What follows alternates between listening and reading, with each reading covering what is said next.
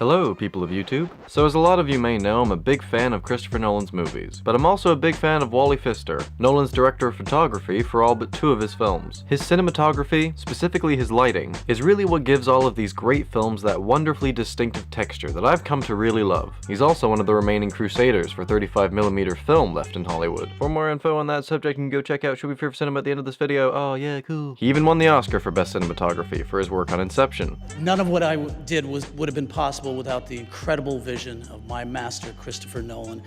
His work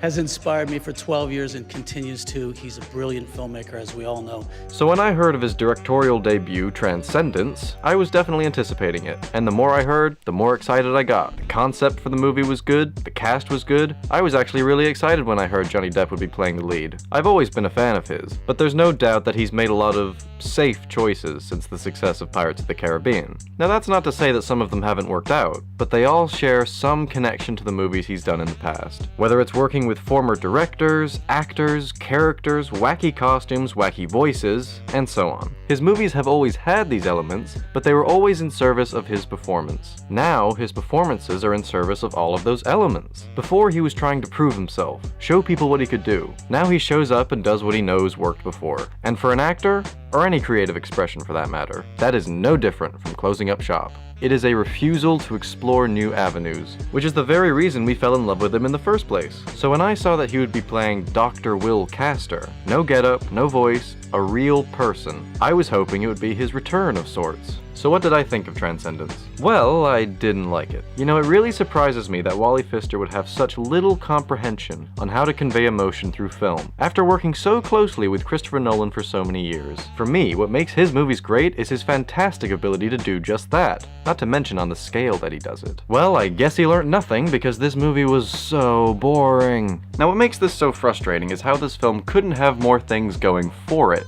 So naturally, there were some positives to take away from the movie. The lighting and cinematography were stunning. The subject of consciousness will always be an alluring theme for any science fiction fan, and individually, Rebecca Hall and Paul Bettany gave 2 very sincere performances. But even if you enjoy all of those elements to their fullest, I still don't think you'll come out of this movie truly satisfied with any of it. If I had to call Transcendence anything, I would say it's terribly confused. The first half of the movie is set up as an ultra-realistic, not too distant future, in both the aesthetics and the science it uses. It all felt reasonably restrained and believable, but after the main character is shot with a radioactive bullet or something, and only has so much time to live, they decide to upload his mind into a supercomputer. Now I will say that the scene where he comes online for the first time was pretty neat. So after he's in the computer, he becomes all-powerful, all-knowing, he can heal people, they become stronger than ever before. Paul Bettany gets taken hostage by the terrorists who shot Johnny Depp because they want him for to take him to the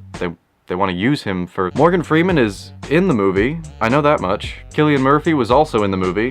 He played a character. I'll never forget that scene where he wore a suit and spoke words. It's great when a movie wants to raise questions, to have a deeper meaning, and this movie tries very hard to do that. But because of a total disconnect between the audience and the characters, and just these long stretches of stationary plot in which nothing really gets progressed. And sadly, as a result of these 2 things, the film never comes close to communicating a single one of its ideas, but instead becomes lost in a needlessly complicated plot filled by characters who share no chemistry with one another. And as for Johnny Depp, well, in all honesty, he's not in it that much.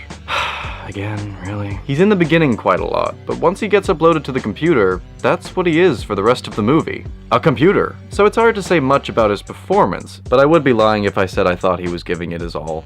He was fine. I'm just not seeing that same passion and drive that he used to have. But I'm always gonna have a soft spot for the guy. I just hope that this is a phase of his, and not something that I have to get used to, because that would be sad. As for Wally Pfister, I think he bit off a little more than he could chew with this movie, and it just got away from him. It's very clear that he has a long way to go in terms of directing actors, and finding a rhythm, a pace for the story he's trying to tell. Seriously, there's having a consistent tone, and then there's just repeating the same stuff over and over. It just got tiresome. I'm gonna give this one a 5 out of 10. I wouldn't recommend it to you. I commend it for being original, and for at least trying to have interesting ideas. But in the end, Wally Pfister tried to make a movie that combines science with a load of nonsense. And unfortunately, nonsense prevailed. I know none of you saw this movie, so what are your thoughts on the Johnny Depp thing? Do you hope to see him challenge himself more in the future? Or are you perfectly happy with the work he's doing now? I'd love to hear your thoughts. And as always, YouTube, take it easy till next time.